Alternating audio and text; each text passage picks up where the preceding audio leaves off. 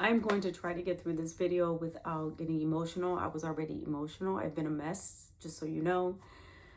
But I wanted to bring you guys up to speed on what's been happening in my life and why I have been MIA. This is not what I had in my cards for this year, but I'm trying to roll with it. I'm trying to understand the lesson behind it and push forward.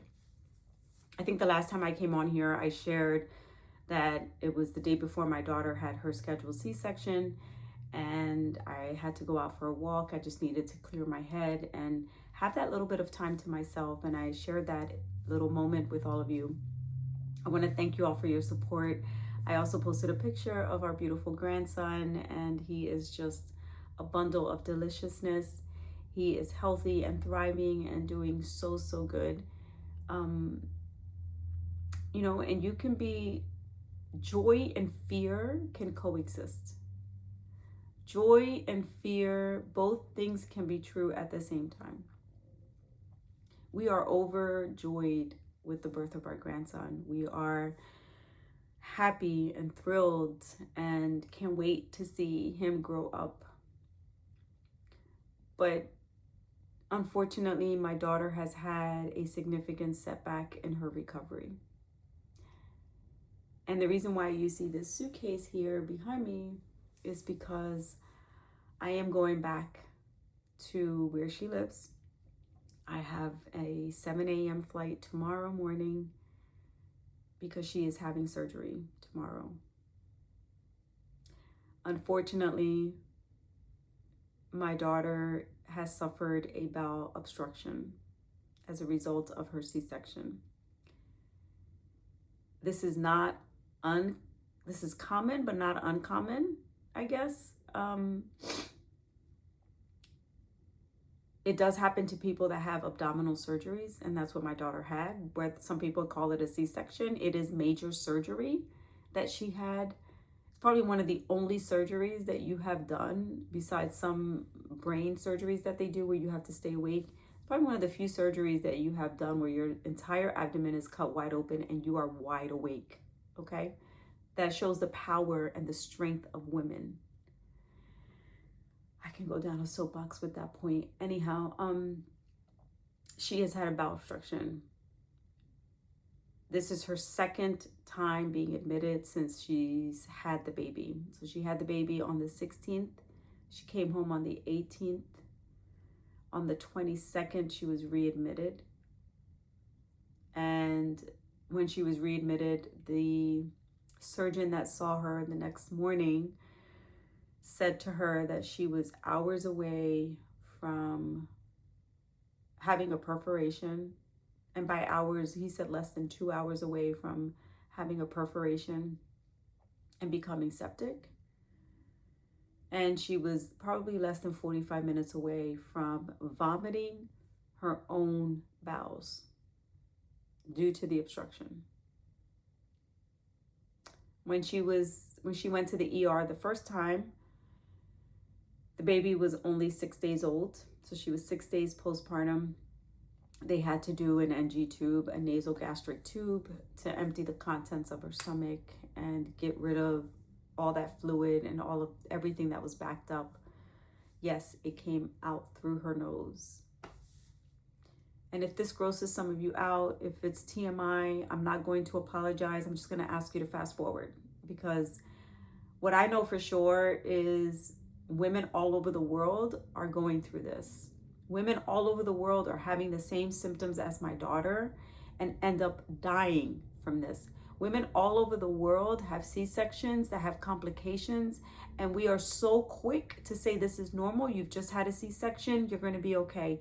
We have become a world of pacification. We have become a world that is conditioned to just pacify things, especially women post childbirth. And it needs to stop. I was there. My husband came back after 2 weeks because he had to come back to work, and he came in just in time in preparation for that blizzard that we had. I stayed an extra week. That was part of the original plan when she told us she was pregnant. That was part of the approved time off that we both had. So it was all in the works. And I was already planning to stay there an extra week. But you know, mother's intuition, regardless of whether you have adult children or not, or younger children, your mother's intuition will never ever fail you. It will be on point, and it will be one of the most important and vital gifts that God ever gives a woman. And I want you to be comfortable leaning into that. I don't want you to think as though you're going crazy. I don't want you to think that it's not normal, because it is. And it was my motherly instinct that kind of went into overdrive. My daughter hates needles. She hates doctors. She hates hospitals. She's always been that way.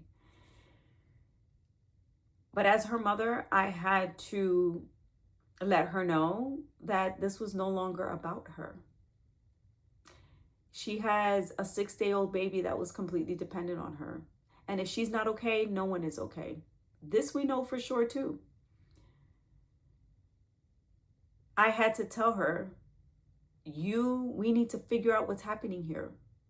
She was hard pressed against bottle feeding.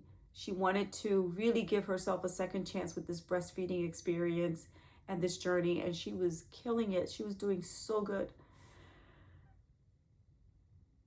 But because she was in so much pain, she was not able to breastfeed. My daughter was severely dehydrated. She was vomiting and had diarrhea. Tried to give her ice chips, wasn't able to hold it down. We called her doctor. Her doctor said she has to go to the ER. She should not be regressing. She should be progressing. She needs to get checked. She needs to get fully assessed. And even then, she was trying to fight that. And the crazy part is that my son-in-law and her, they're cut from the same cloth. They have this thing where they go back and forth. They're very passive. Their natural personalities are passive and complacent. And so she's asking him, babe, what do you think I should do? He goes, well, I don't know. What do you want to do? And this went back and forth for 4 hours, and I couldn't take it anymore. I said, that's it. We're going to the ER. This is not the time to compromise, right? Let's get this show on the road. Let's get this in gear. And it wasn't until she heard that surgeon tell her that she was, less than 2 hours away from becoming septic, and the idea of her vomiting her own bowels kind of jolted her, right? But unfortunately, them doing that nasal gastric tube really created some trauma for her. And it was, again, this all came as a surprise. So she wasn't expecting, she wasn't prepared. No one was, especially her. She came home after 4 days. Thank God she was released. She came home after 4 days. We FaceTimed every day. And day 2, where she told me she wasn't moving her bowels, again, you go into this mode where we make excuses, or we try to, rationalize. Is it because I haven't had solids? Is it because I've only been on liquids? And I had to explain to her, you had 1 egg. It took you 3 hours to eat 1 egg. That is not going to make you constipated. But again, you're trying to work, you're trying to be respectful. And so we went through this an entire day. By the 3rd day, when she called me and she told me that she still had not moved her bowels, and she actually had thrown up the night before, yeah, you're going to need to go see your doctor. So she went, she made an appointment, she got checked, and the doctor told her her worst nightmare, that she needed to go directly to the ER and be admitted.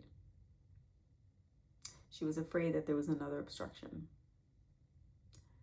So my daughter went yesterday to the ER, and yes, they did admit her, and now they're looking at surgery.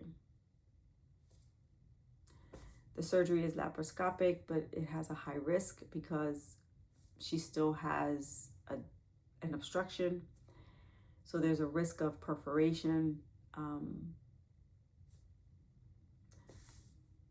but not much of an alternative. So I am flying back out tomorrow morning. I am headed back to her and my granddaughter, and we are going to figure this out. And as a mother, as a long distance grandmother, this puts such a burden And it's foreign to me because none of my friends, no one in my family has ever experienced being a long distance grandparent. And it is really difficult. But we will do whatever we need to do for our children, regardless of their age. Is this anything that I had planned out in my cards as being an empty nester? Absolutely not. Is this anything that I thought, being a grandmother would be like? No. And I actually know, my husband and I talked about this morning. We know for a fact that it would not be this stressful on everyone if they were still here, in this state. But as a mother that does not impose and will never force my kids to make decisions like that, I need them to figure this out on their own. I need them to come to their own realization of what makes sense for them. I would never do that because I don't want them to have regrets. I don't want them to have regrets that I forced them or that my husband and I made them do anything. They are grown, they are adults, and just like they made the individual decision to move, they're going to need to come to a realization and figure out if they need to move back. So that's where we are. That is where we are. I have probably started this video 7 or 8 times, went down a whole different path, became emotional every single time, and I realized, let me just get to the nitty-gritty of it, okay? And that's what I'm here for. I'm here to share with you where I've been, what's been going on. I'm also coming on here because this community, this YouTube community, is powerful. And selfishly, I am asking for your prayers. If you are someone that prays, if you don't pray and you believe in positive vibes and all of that, whatever it is that you do to bring blessings and positivity, please keep my daughter in mind. Please keep her in your prayers. I leave tomorrow morning. It is the earliest flight that I could get. I was actually trying to leave tonight, but it became too complicated. So I am going to pay attention to God's signs and not try to make the impossible happen. I'm just going to go ahead and go with my original plan of leaving tomorrow morning. And I will be there for my daughter. She's expected to have surgery tomorrow. We don't have an exact time yet. I'm hoping that my flight gets there in time, that I can get to the hospital in time to see her and hug her and kiss her and tell her that I love her. Although I tell her that every day, it's nothing like being there in person. So that is where I have been. I don't know what's going to happen. I will come back and give everyone a video update because this is going to end positively. She's going to come home to her baby and her daughter, and she is going to be healthy and enjoy motherhood. Enjoy this stage of her infant and just be back home and be able to eat soon because my baby has not had anything to eat in 12 days. All right, guys, that is all. That is all that I wanted to share. Thank you for being here. Thank you for listening. Thank you for all of your prayers and your love and your support. It has meant the world to me, especially during this difficult time. I will try to record another video when I have more news, okay? But for now, that is all. Thank you for being here. Thank you for watching. And until the next one, adios.